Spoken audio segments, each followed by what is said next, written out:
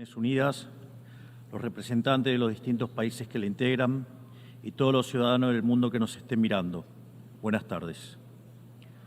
Para aquellos que no lo saben, yo no soy político, soy un economista liberal libertario, que jamás tuvo la ambición de hacer política y que fue honrado con el cargo de presidente de la República Argentina frente al fracaso estrepitoso de más de un siglo de políticas colectivistas que destruyeron nuestro país. Este es mi primer discurso frente a la Asamblea General de las Naciones Unidas y quiero aprovechar para, con humildad, alertar a las distintas naciones del mundo sobre el camino que están transitando hace décadas y sobre el peligro que implica que esta organización fracase en cumplir su misión original. No vengo aquí a decirle al mundo lo que tiene que hacer. Vengo aquí a decirle al mundo, por un lado, lo que va a ocurrir si las Naciones Unidas continúan promoviendo las políticas colectivistas que vienen promoviendo bajo el mandato de la Agenda 2030, y por el otro, cuáles son los valores que la nueva Argentina defiende. Quiero, sí, comenzar dando crédito cuando el crédito corresponde. La Organización de Naciones Unidas nace del horror de la guerra más cruenta de la historia global, con el objetivo principal de que nunca volviera a ocurrir. Para ello, la organización grabó en piedra sus principios fundamentales en la Declaración Universal de Derechos Humanos. Ahí se consignó un acuerdo básico en torno a una máxima, que todos los seres humanos nacen libres e iguales en dignidad y derechos. Bajo la tutela de esta organización y la adopción de estas ideas, durante los últimos 70 años la humanidad vivió en periodo de paz global más largo de la historia, que coincidió también con el periodo de mayor crecimiento económico de la historia.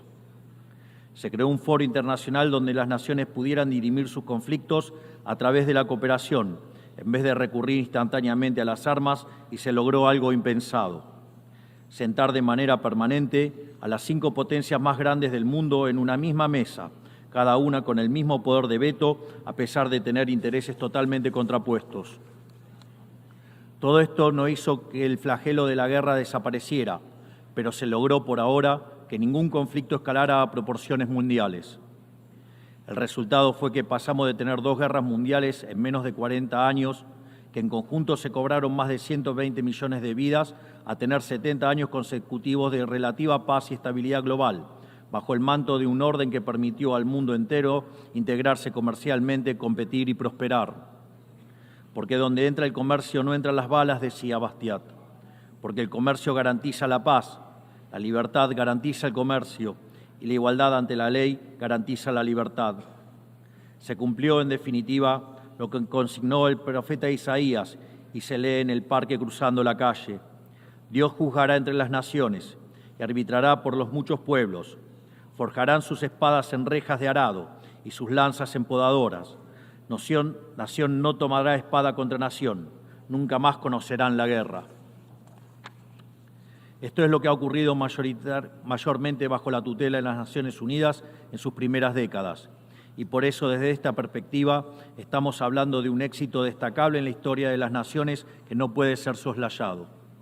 Ahora bien, en algún momento, y como suele ocurrir con la mayoría de las estructuras burocráticas que los hombres creamos, esta organización dejó de velar por los principios esbozados en su declaración fundante y comenzó a mutar.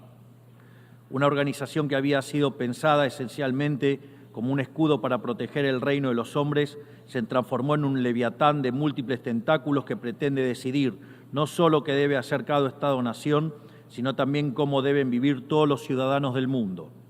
Así es como pasamos de una organización que perseguía la paz a una organización que le impone una agenda ideológica a sus miembros sobre un sinfín de temas que hacen a la vida del hombre en sociedad. El modelo de Naciones Unidas, que había sido exitoso, cuyo origen podemos rastrear en las ideas del presidente Wilson, que hablaba de la sociedad de paz sin victoria y que se fundaba en la cooperación de los Estados-nación, ha sido abandonado.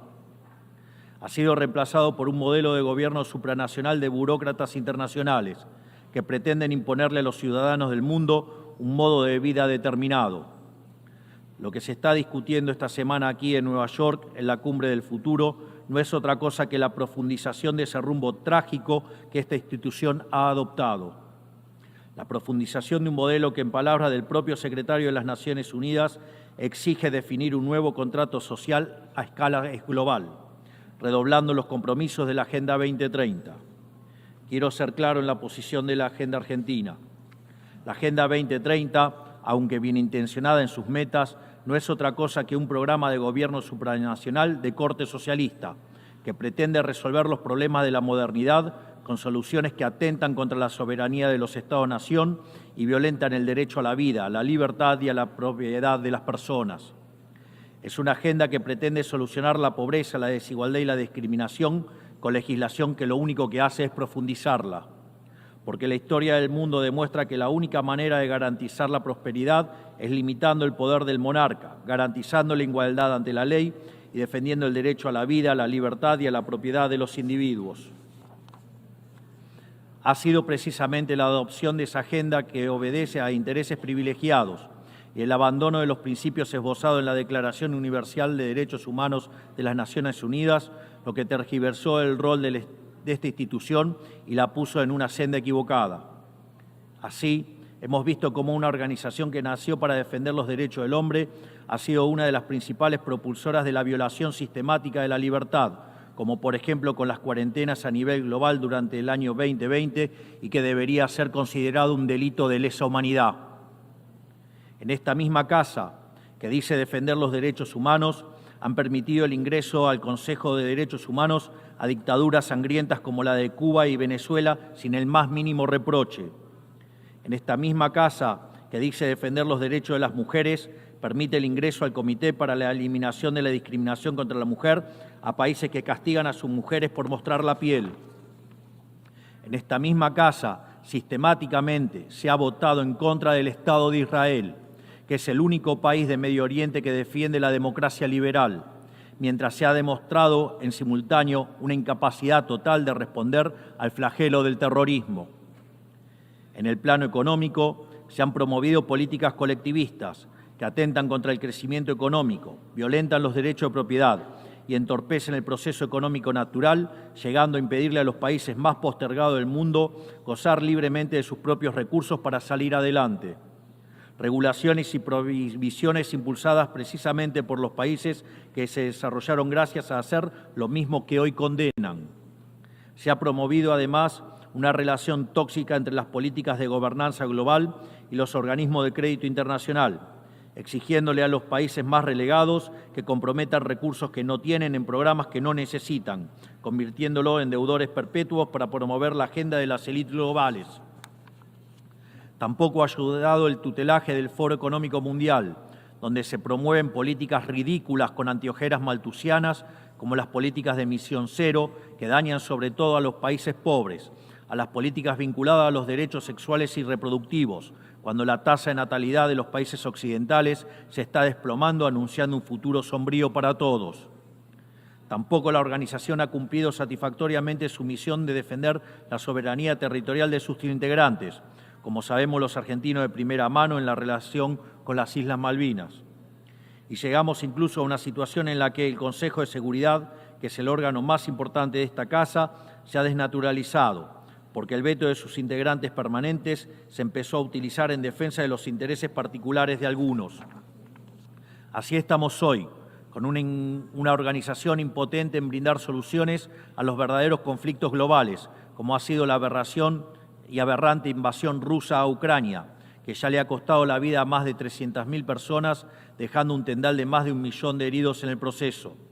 Una organización que en vez de enfrentar estos conflictos invierte tiempo y esfuerzo en imponerle a los países pobres que cómo y deben producir, con quién vincularse, qué deben comer y en qué creer, como pretende dictar el presente pacto del futuro.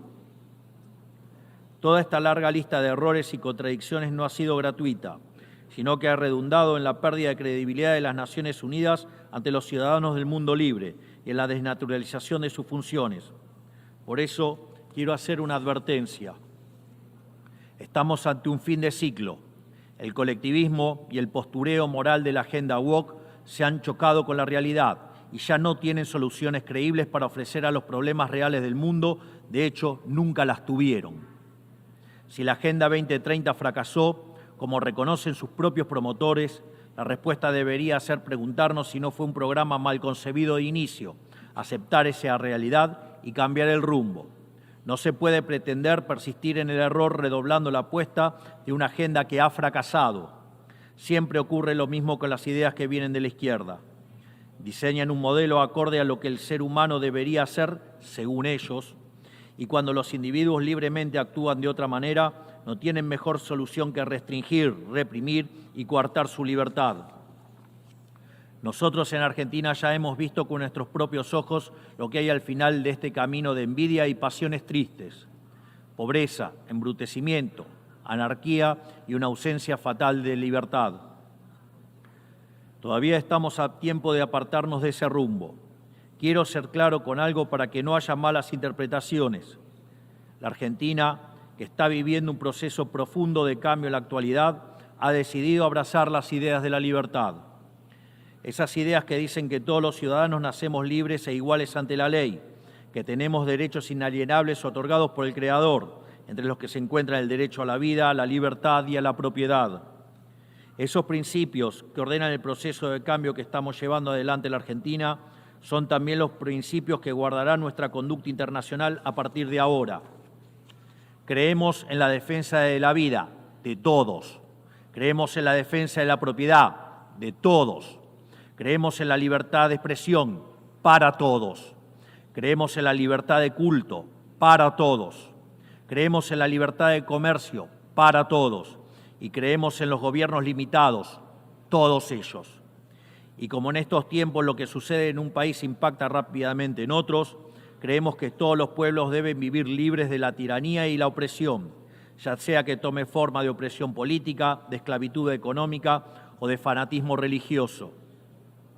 Esa idea fundamental no debe quedarse en meras palabras, tiene que ser apoyada en los hechos, diplomáticamente, económicamente y materialmente, a través de la fuerza conjunta de todos los países que defendemos la libertad. Esta doctrina de la nueva Argentina no es más ni menos que la verdadera esencia de la Organización de las Naciones Unidas, es decir, la cooperación de naciones unidas en defensa de la libertad. Si las Naciones Unidas deciden retomar los principios que le dieron vida y volver a adaptar el rol para la que fue concebida, cuente con el apoyo inclaudicable de la Argentina en la lucha por la libertad. Sepa también que la Argentina no acompañará ninguna política que implique la restricción de las libertades individuales, del comercio ni la violación de los derechos naturales de los individuos. No importa quién la promueva ni cuánto consenso tenga esa institución. Por esta razón, queremos expresar oficialmente nuestro disenso sobre el Pacto del Futuro firmado el día domingo e invitamos a todas las naciones del mundo libre a que nos acompañen, no solo en el disenso de este pacto, sino en la creación de una nueva agenda para esta noble institución, la agenda de la libertad. A partir de este día, sepan que la República Argentina va a abandonar la posición de neutralidad histórica que nos caracterizó y va a estar a la vanguardia de la lucha en defensa de la libertad. Porque, como decía Thomas Paine, aquellos que desean cosechar las bendiciones de la libertad deben como hombres soportar la fatiga de defenderla. Que Dios bendiga a los argentinos y a todos los ciudadanos del mundo y que las fuerzas del cielo nos acompañen. ¡Viva la libertad, carajo! Muchas gracias.